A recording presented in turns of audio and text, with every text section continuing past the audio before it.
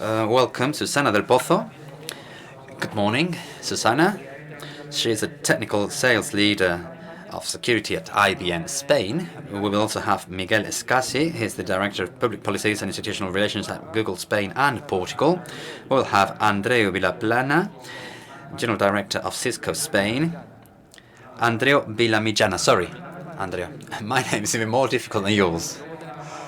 We also have Pablo Vera. He's the Sales Director of Cybersecurity Solutions at Microsoft. And finally, Enrique Martín, Head of Business and Development for Innovation Enterprises in Samsung Electronics. Thank you all for being here. I look forward to a passionate panel. I welcome you all, and let's kick off. Again, good morning, everyone. Thank you for being part of this discussion. And my first question to you, and I will ask every one of you to answer this first question, then you can just take it in turns as you like. But my first question is, how has this pandemic affected, how has this new remote work scenario, how has it affected risks in terms of cybersecurity? How do you see it from your organizations and your experience? Susana? Okay, so I'll start. What we have seen is that these new remote work environments at the end of the day have increased the risk of exposure of organizations. It has increased the exposed surface. But especially what we have seen is that the main risk is how we have got to this point. It has not been moving towards a remote work scenario in a planned way or organized way. This often happened overnight, and many organizations were not ready for that. So this is where the main risk comes from. We are also talking about a situation where employees, citizens were especially sensitive and eager to find and look for information, and very often they relaxed certain measures. So what we have seen is that this obviously was used by cyber criminals, and it led to an increase in the number of cybersecurity attacks. And something important that we have seen is the impact that it has had for organizations, and maybe because of what I just said, because of this unplanned change and this all of a sudden situation, we see that most of the cybersecurity incidents this year has had a greater impact on organizations. Together with a consultancy firm called Palacio Institute, we published every year the real impact that some data breaches had on some organizations. So we analyze real breaches, and what we have seen is that this year there was an increase of 10% on the costs, and it was due to the new attacks and to organizations that were not so ready. And then later we will talk a little bit more about the opportunities, because this is what we found. These are the problems, but it has also been an opportunity to make a good progress in the area of cybersecurity. Yes, indeed, there were many companies that weren't prepared, that started opening their ports to the outside to grant their users with access, and then they weren't really that secured. Andreu, what can you tell us? Yes, as Susana pointed out, I think that we have witnessed a very funny and unprecedented situation in this year. And also, pandemic, we have seen an exponential increase in digitalization and remote work throughout the world, particularly in Spain. We have seen this, but this actually entails a greater exposure to cyber threats, both for businesses and for citizens. And we have some data to illustrate this. INCIBE has received 133,000 threats. We see some UN sources that talk about a growth of 600% in cybercrime. In the data that we have from Google, we see that there was a growth in the seeking information to be better protected of 50%. When we deal about passwords, the growth has been of 300%. So there has been an increased threat and also an increased interest on the part of the users on how to protect themselves. And this is particularly true for SMEs. We have more than 50% of SMEs in our country.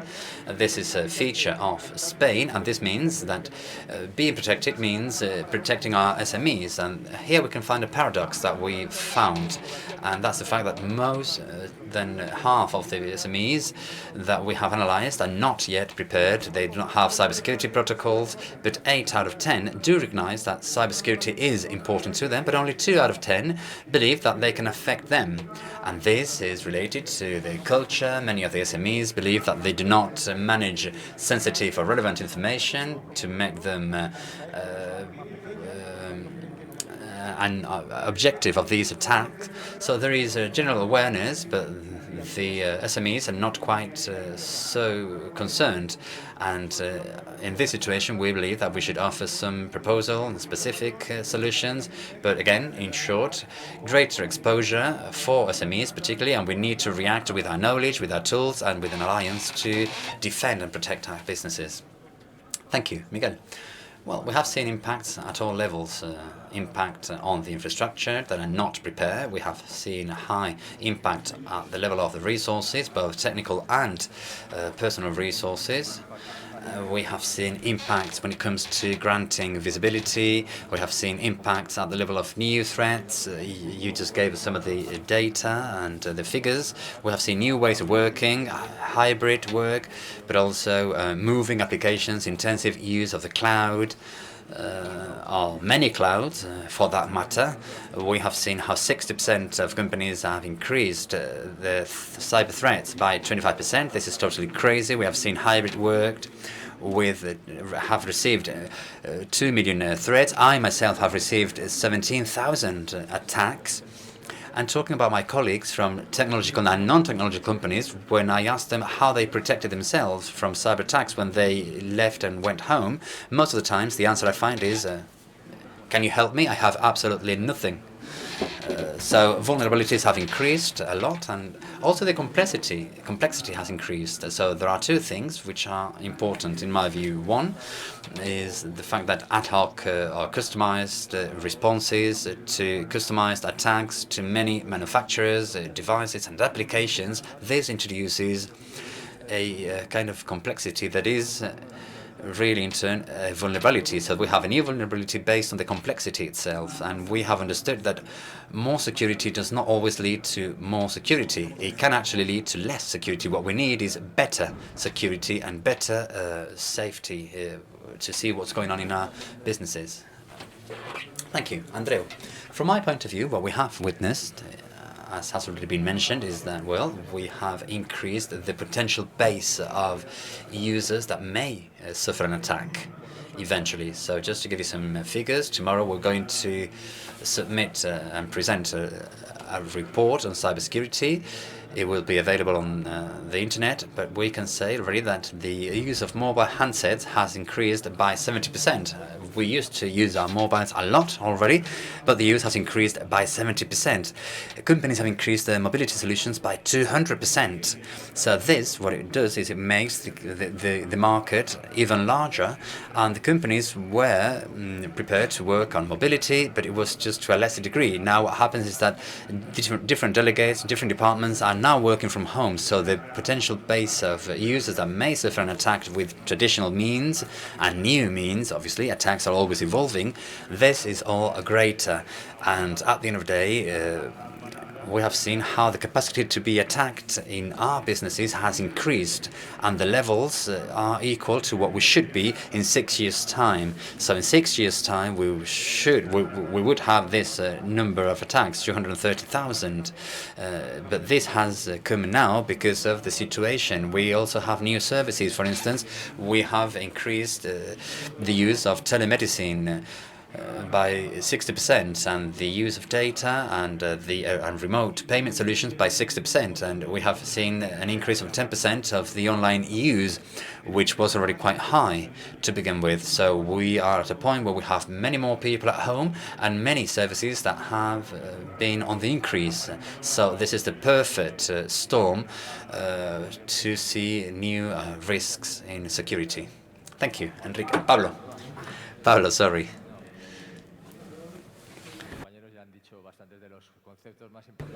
Well, my colleagues have already mentioned the most important things, but what we have seen at Microsoft is that this change also affected us, not only as an organization, but when it comes to offer third-party services, when we have to escalate these cloud-based services. And this put us before a challenge, because we had to be up to the challenge. When it comes to the use of Teams, the video conferencing sessions, the increase was unprecedented. It was multiplied by 5, actually. And what we have seen is that more and more, with the exit of users out of the perimeter, they might now be virtually anywhere, and companies fail to provide them with their own corporate means, so they need to use whatever they had at home, their own tablet, their own PCs, or what have you.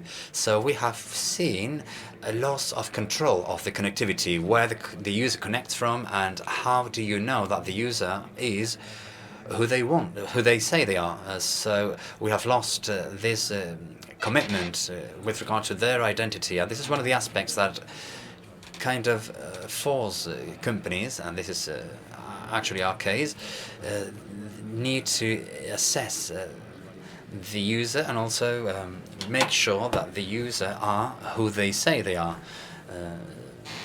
So we need to avoid the misuse of credentials by making more robust checks, and this is not always happening. So the risks by those who make use of a greater surface or exposure, and the lack of controls, technical controls, is one of the situations that we are witnessing. And this hybrid situation is going to become the norm very often. There are already many companies whose employees are now doubting that they are going to go back to their offices at all. So we are now analyzing how people want to work, how they are actually going to work, and what the reality will be. And the reality will not be the same we had before COVID. So it will be more complex, and we will need to adapt to it.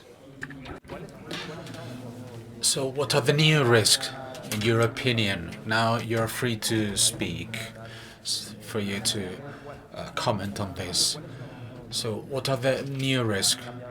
The setting has changed, the surface of exposure has increased. So what are the new risks, in your opinion? Yeah, there are external risks and internal risks. We think security needs to be increasingly simple and increasingly intelligent and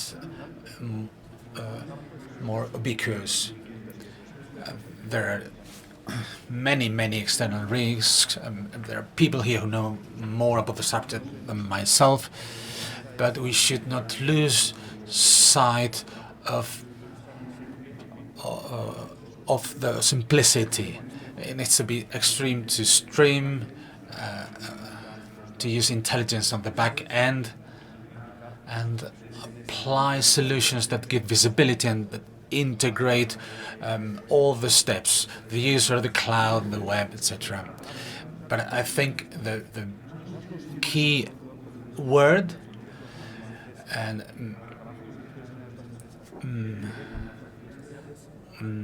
the key word is simplicity.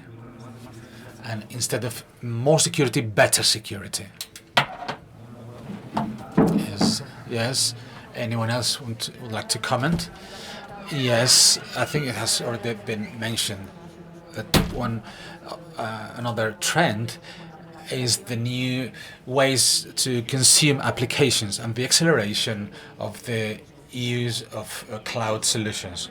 And for many organizations, this involves new risks, because some organizations were not using clouds and did not understand what were the risks. They did not understand that by working with a cloud provider, they also had to take measures. So in some cases, there is this new complexity. So this is something that I was going to ask you about later. There's a new trend in all companies, and it seems to be the new strategy, that is migrating services and applications to the cloud.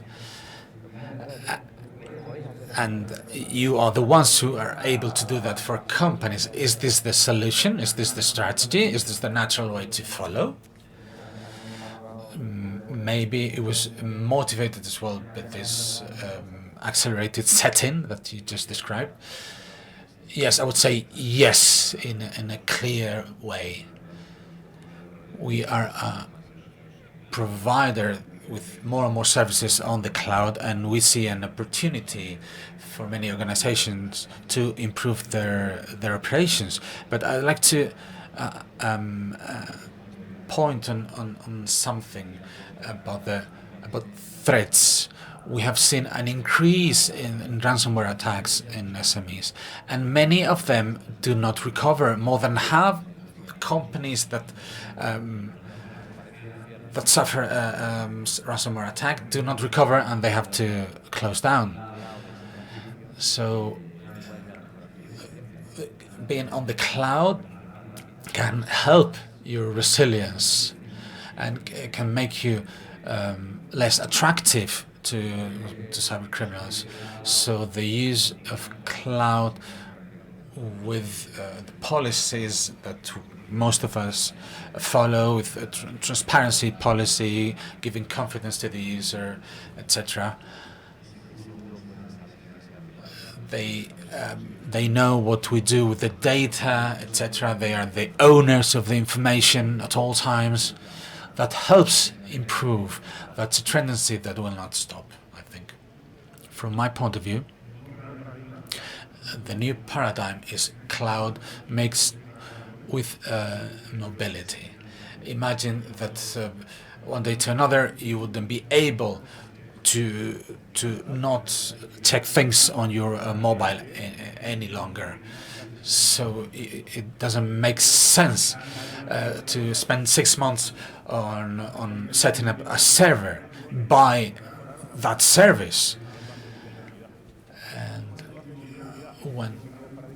then the new paradigm is accessibility and mobility, and that comes with new threats. I'd like to give you a piece of data. So if there are 4.5 times more information on your mobile phones than on data centers. So that information needs to be protected.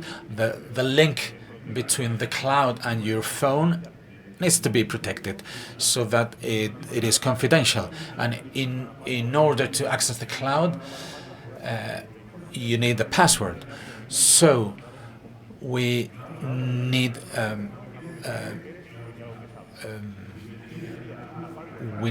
for instance, biometry to access the cloud. So unless you have a finger cut off, you're fine.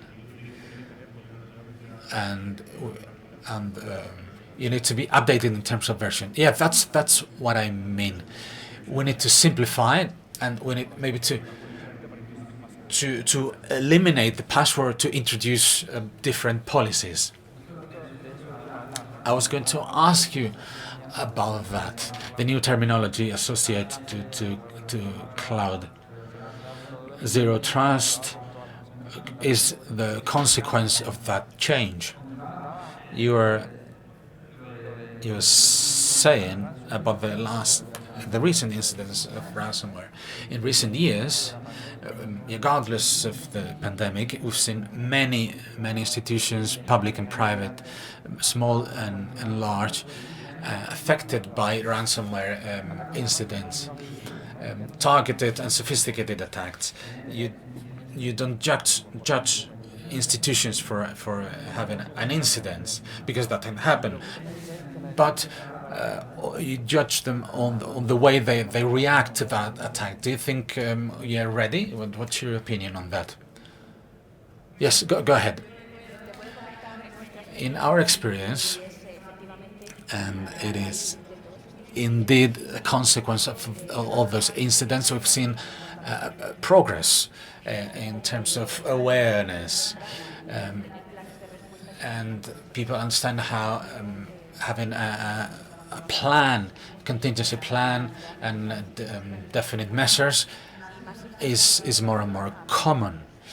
So we encourage our clients to practice their plans, because many companies had plans, they were written somewhere, but they had never practiced, and a lot of time is wasted there. So it is key to reduce the time before the response, so the detection, the identification and response. There is a lot of technology that is being deployed lately. Technology adoption has been accelerated.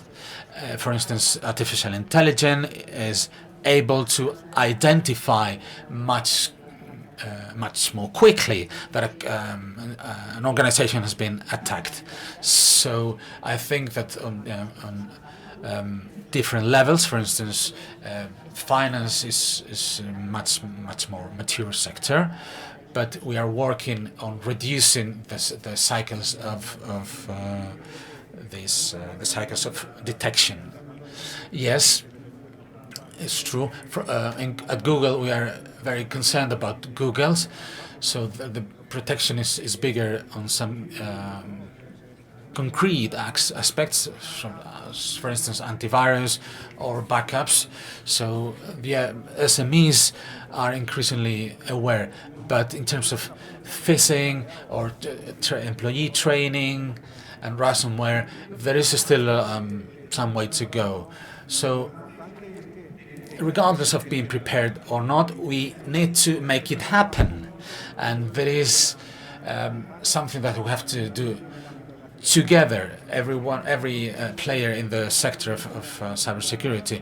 We need to believe in an alliance, public-private, and I'd like to quote 3 initiatives. The first one, done in collaboration with INCIBE and BBVA, is a hub specific for SMEs to protect them in terms of cybersecurity. You're saying better cybersecurity. Yes. For us, it means simplicity and reachable, so that an SME is able to find resources in terms of how to do backups, how to fight ransomware, etc. Training. Yes, this is vital. It is crucial to train employees of SMEs on cybersecurity. We have trained 39,000 people on cybersecurity, and 1/4 of them are Spanish people. We have invested as well on Google professional certificates of employability in terms of TI support, which makes people very employable. And in a course of 120 hours, 20 hours are devoted to cybersecurity. Just 1 second. We are not ready, but we are getting there.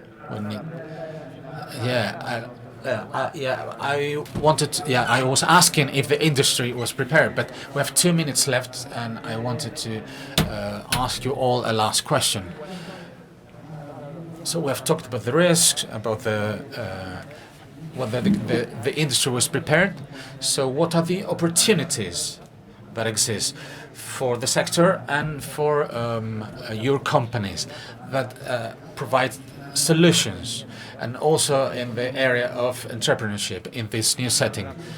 Yes,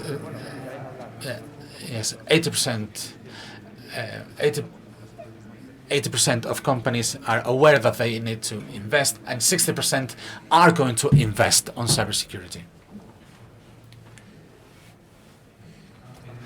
We are creating platforms for entrepreneurship to facilitate initiatives that enrich the ecosystem, so even local initiatives, and helping the improvement of the sector in terms of innovation and access to the technology. And iCloud is a great opportunity to be able to do that. From my point of view, we have a platform called Samsung Knox that provides security and your access to the cloud and keeping your device updated at all times.